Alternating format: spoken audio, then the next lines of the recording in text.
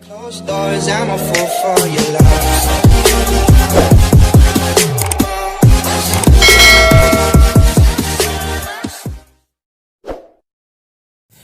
Hello po mga sangkay, magandang umaga po sa inyo. Welcome back na naman po muli sa ating panibagong video. Dito na naman po si Sangkay Alvin, may isi-share na naman po ulit sa inyo. Kung napapansin nyo po mga sangkay ay may nakikita po kayong aircon ngayon na ceiling type. So ayan, yun po yung isi-share po natin ngayon.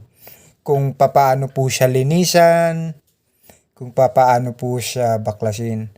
So ayan mga sangkay, samahan nyo po ako na linisan po itong ceiling cassette. So kung hindi ka pa po nakakapag-subscribe, please subscribe, and kung nagustuhan nyo po yung video, like and comment and share na din, and hit na din yung notification bell para palagi po kayong updated sa aking bagong video.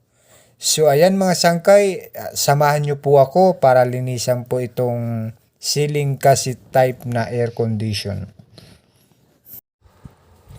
So ang una nating gagawin po ay babaklasin po muna natin. And then pangalawa po natin gagawin ay lalagyan po natin ng wash bag para po ay malinis po siya. Malinis and wala po siyang tapon na tubig na lalabas, ganun. Para yung